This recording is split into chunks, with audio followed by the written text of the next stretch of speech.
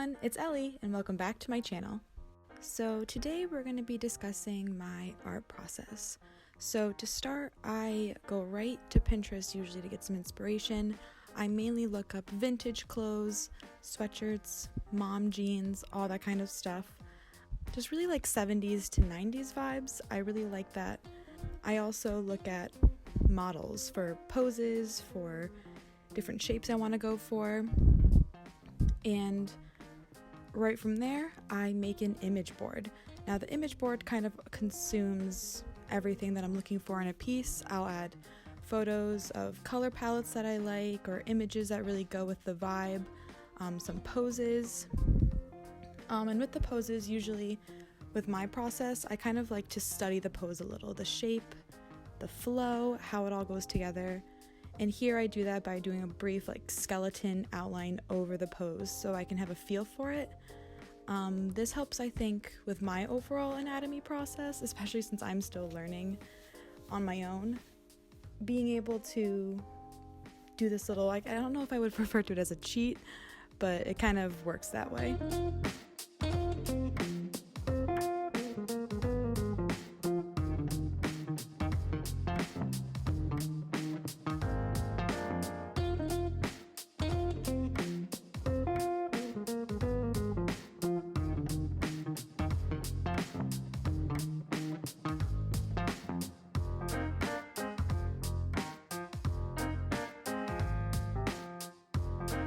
Now that I've got this mental idea of kind of how the flow of the body's gonna go, I go right to the side and I begin freehanding it.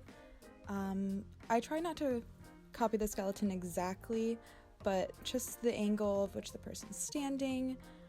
In this case, I do kind of like to have this one flow shape to the leg, which is usually a smooth curved line.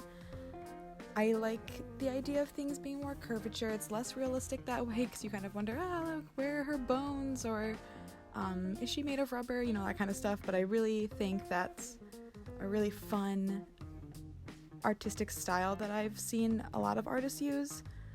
And one thing here is I'm getting a feel for if I want to have the hands in the same position. I end up not doing that. I kind of wanted her just to be more standing, leaning, casual, nothing like posing for a camera. But again, I'm just getting down the framework, and from there I usually move right onto the clothes, but we'll get to that point.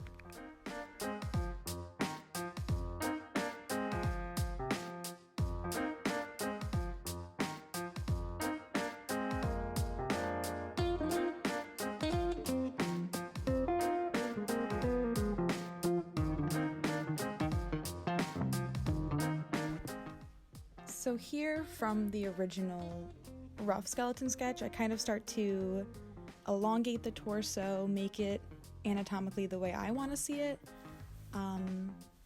which usually ends up being, exactly as I said before, the long torso, relatively the same length leg, maybe a little bit longer, though the proportions remain relatively the same all throughout.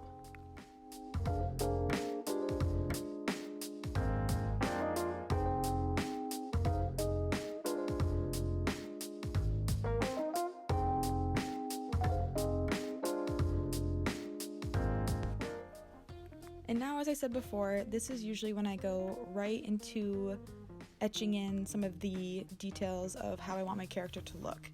Now, unlike what I've seen other artists do, I don't actually go in and draw the entire body anatomically. I kind of just go over with the outfit.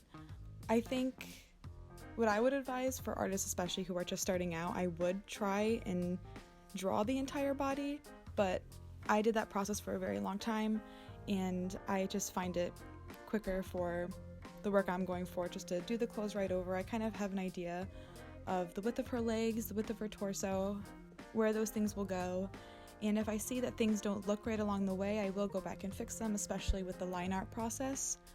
When I look at things for a really long time, I will start to notice, oh, this shape isn't right, or this arm's too long, the shoulders don't line up, the center of gravity's off.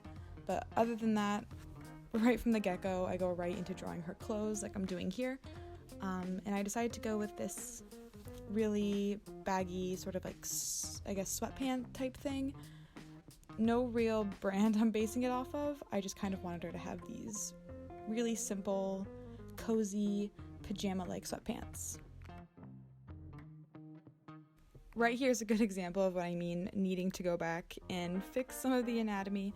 Obviously her torso looks as if she should be standing relatively straight up rather than leaning, but I will go back and fix that little divot in her waist so her ribcage just isn't going straight up, but there is a little lean to her upper body. But other than that, I have her in this little pajama type crop top, and the final thing I usually sketch in is the arms and the head, which I do very roughly. I used to draw the head first, but that was always my least favorite part, so over time I gradually decided to leave it to the very end and not worry about it, and that has helped my process tremendously. Both sort of my confidence in art, because it used to take me so long to start with the head and then work from the body, though I do think you probably get more anatomically correct characters if you do start with the head, because you have the head measurements. You want a certain character to be 6 heads tall or 7 or 8. That's a good way to measure by starting by drawing the head. But for the sense of speaking about my process, I leave that to the very end. Oh, and hands too. I tend to wait to do the hands at the very end. But luckily in this case, her pose didn't require a lot of detail to the hands, thankfully.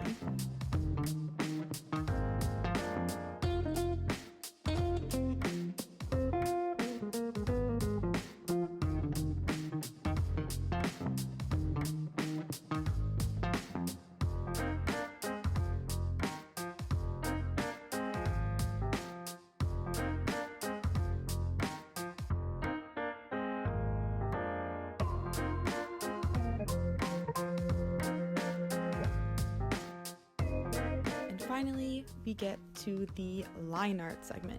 So I use the same pen tool. I do, as I said in a previous video, or my only previous video, I love having line art that isn't super clean in the sense that the edges are smooth. I like that sort of pencil texture, but here I actually do start from the head down with the line art. That way I kind of get a sense of what she looks like, what her sort of aesthetic is, and in this case I really wanted her to kind of have this, what's going on, or what are you looking at kind of face, but not in a mean way, sort of just in a quizzical way, I would say. And I worked way too long on the hair than I wanted to. I just couldn't figure out how to get that really thick texture that kind of, not crazy, but just really full of life, really big, really full of energy. And thankfully I was able to use one of the tools up there, the symmetry tool, which helped me make it look the same all the way around.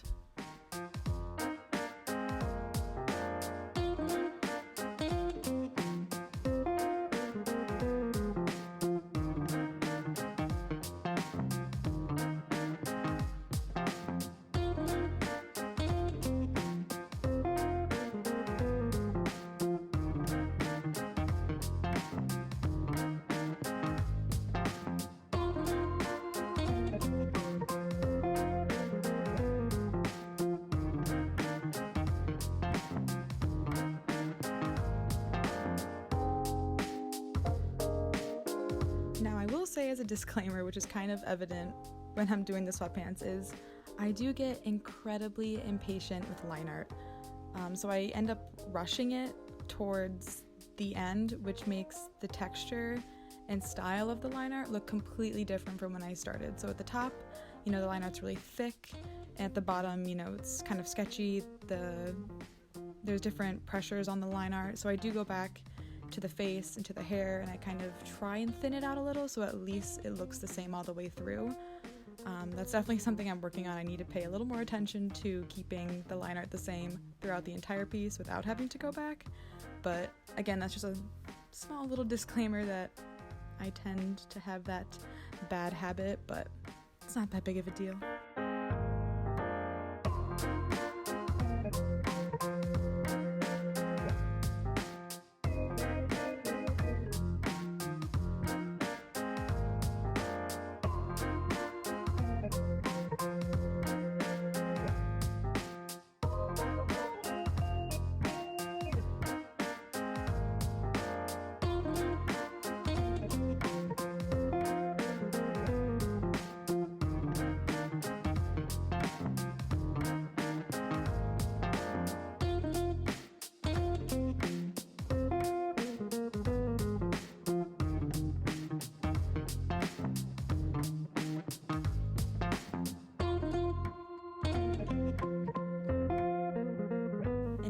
get to the fun part, the actual shading. So I really wanted her to have this dark hair, though I ended up going with like a base of this reddish brown, and then I usually go back in with shading on the lower parts, like around her neck or her ears, where it would be darker where light wouldn't shine as much. I hate to admit, I don't really follow a lot of lighting rules.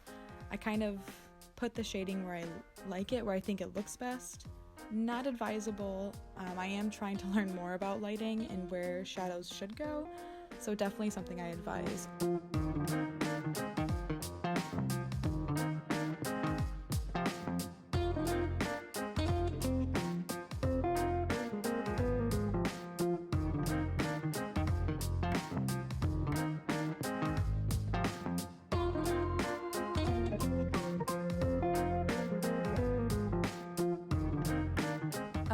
And this is where the image board comes into play.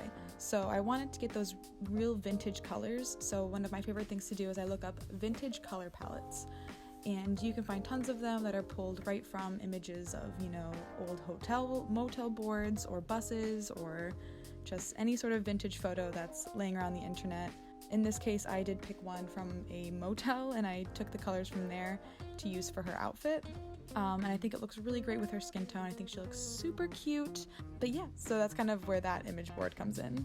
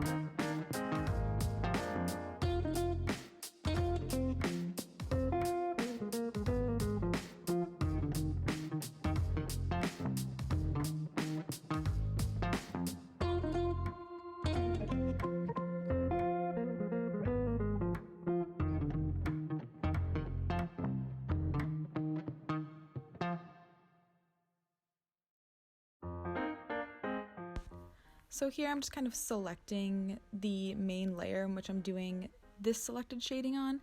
In this case, it is the skin shading. I kind of did choose a direction where the shading would go, so the light's coming in from the right, roughly, I think, I would say. This is one of my favorite parts. I love putting in the cell shading blocks. I think at this point I can really see it coming together. She's really starting to look like a solid character. And yeah. I get really excited usually at this point when it comes to art because it just looks so good when you add the shading in. And in this case, I was really proud of how this was turning out. It was a looser pose than usual. I've started to notice that a lot of my poses are becoming less stiff, which was always my problem in the past. So yeah, I was getting really happy with the outcome so far of this.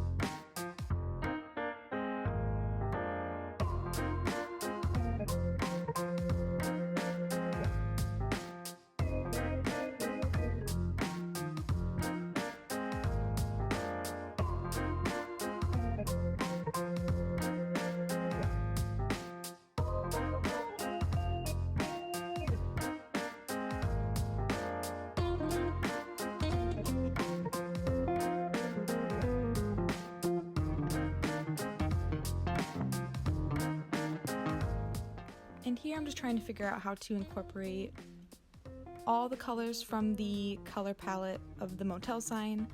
I thought a little stripe design on her shirt would look really cute. I also added that to her sandals, so it kind of looked like it came as a set.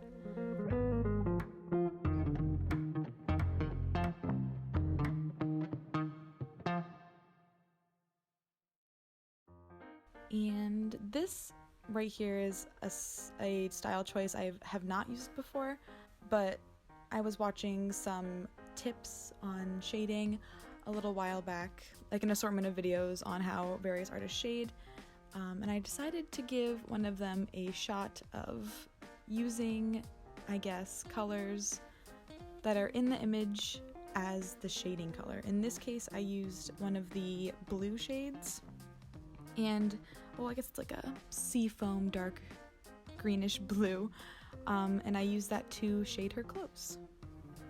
And I think the experiment was a success.